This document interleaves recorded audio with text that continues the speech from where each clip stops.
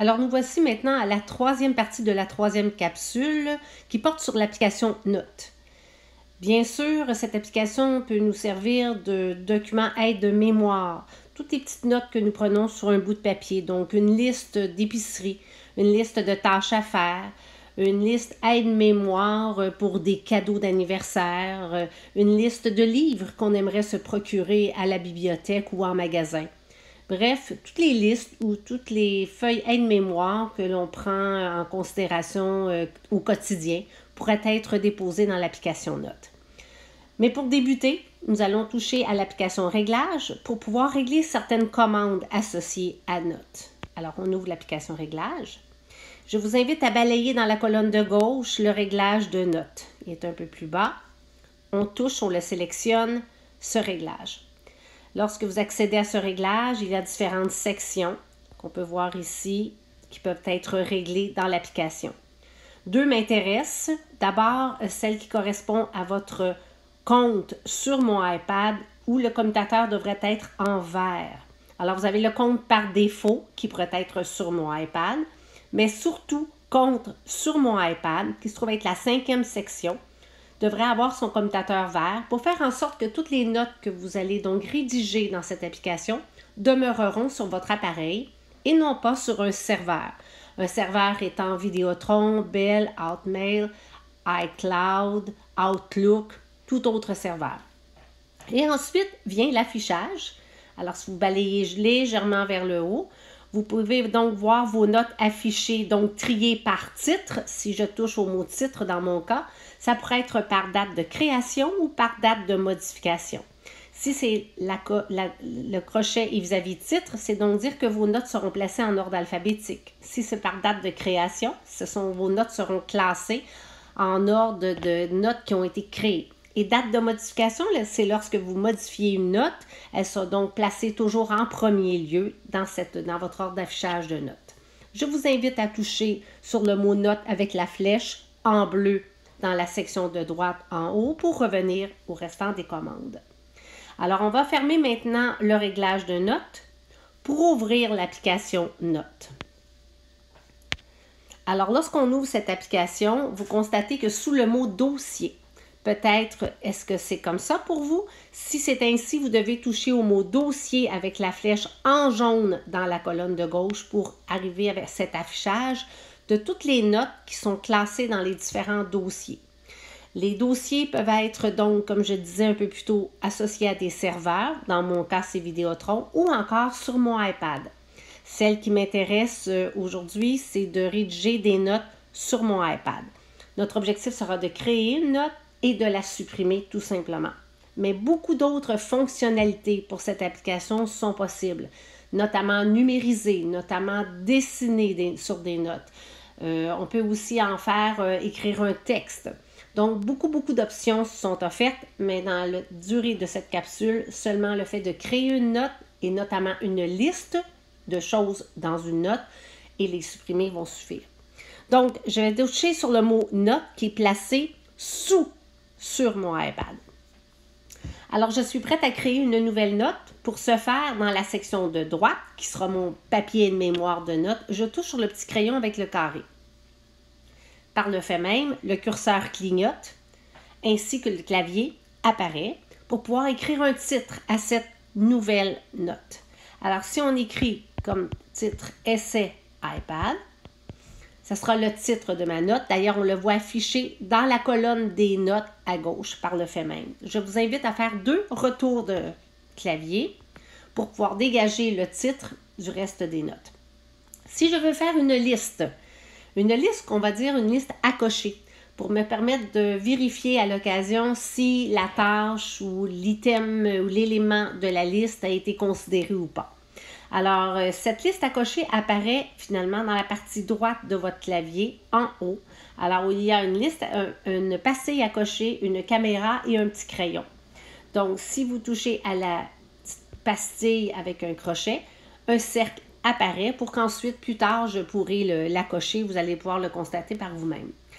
Alors, si ma liste de tâches à faire dans Essai iPad serait de faire les revisions des différents éléments que je vous ai présentés dans les 3 premières capsules pour s'initier à l'utilisation du iPad, et je voudrais donc conserver en mémoire de reviser régulièrement, par exemple, révision, des alarmes, par exemple, dans mon application horloge.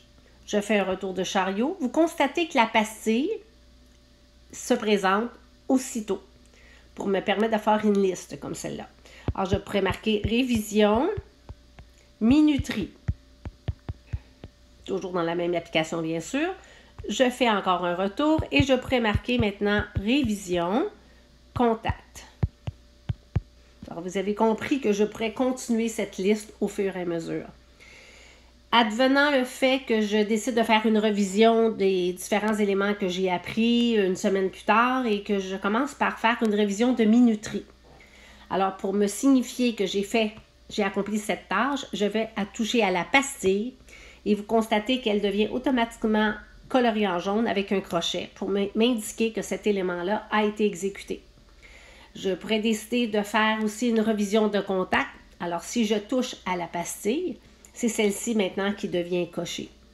Je peux changer d'idée un peu plus tard, 2 semaines plus tard, pour me dire, bon, je crois que la révision de minuterie n'était pas suffisante, je ne m'en souviens pas suffisamment, je vais la conserver en mémoire, à revoir. Je retouche à la pastille et celle-ci redevient blanche, soit décochée, pour m'indiquer que c'est un élément qui serait à considérer et à refaire à nouveau. Alors voilà pour ma première note. On se crée une seconde note qui sera une liste d'épicerie. Alors, pour ce faire, on n'a qu'à toucher le crayon, qui est dans un petit carré, dans une petite boîte complètement à droite, pour me créer une nouvelle note. Alors, on constate que la première note Essai iPad s'affiche tout en haut de ma liste et que la deuxième note sera placée ainsi. Alors, si je m'inscris épicerie, premièrement, vous avez constaté automatiquement que épicerie est arrivé en premier ordre parce que j'ai classé, j'ai trié dans mes réglages de notes des notes en ordre alphabétique, soit par titre. Alors voilà pourquoi épicerie s'est placé en haut de Essai iPad. Je fais donc 2 retours de chariot. Alors si je fais une liste d'épicerie que je vais donc compléter au fur et à mesure dans ma semaine avant de m'y rendre, donc au fur et à mesure que je recherche des items et je ne veux pas les oublier, je pourrais l'écrire sur ma tablette. Alors je fais une liste à cocher et je pourrais écrire haricot. Je fais un autre item, je pourrais marquer de l'huile. Je fais un autre item, patate. Un dernier item qui pourrait être comme par exemple tomate. Alors, je peux continuer ma liste d'épicerie pour la semaine. Je pourrais aussi considérer cette liste et amener mon iPad à l'épicerie et me dire, bon, alors voilà, au fur et à mesure que je mets les items dans mon panier, je pourrais dire, ben voilà, les patates, je les ai mises dans mon panier, ça me va très bien. Les haricots, ça aussi, je les ai.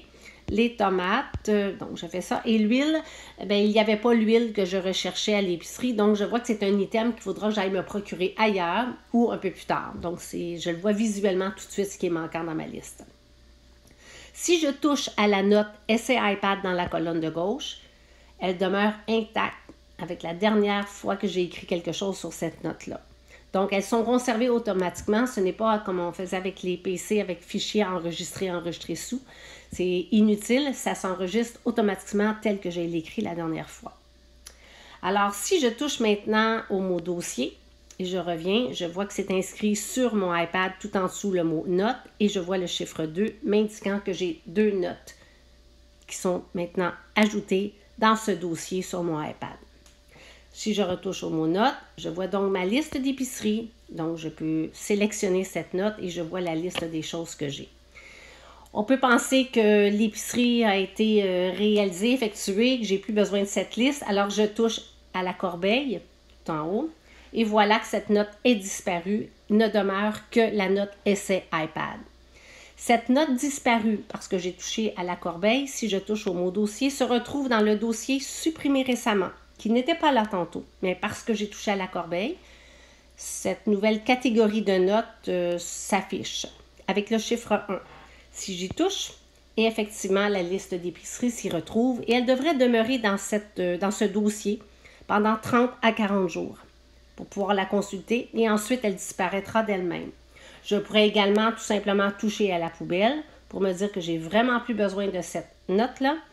Donc, elle ne me servira plus. Et je touche sur la touche Retour avec la flèche et vous constatez que le dossier supprimé récemment est maintenant disparu.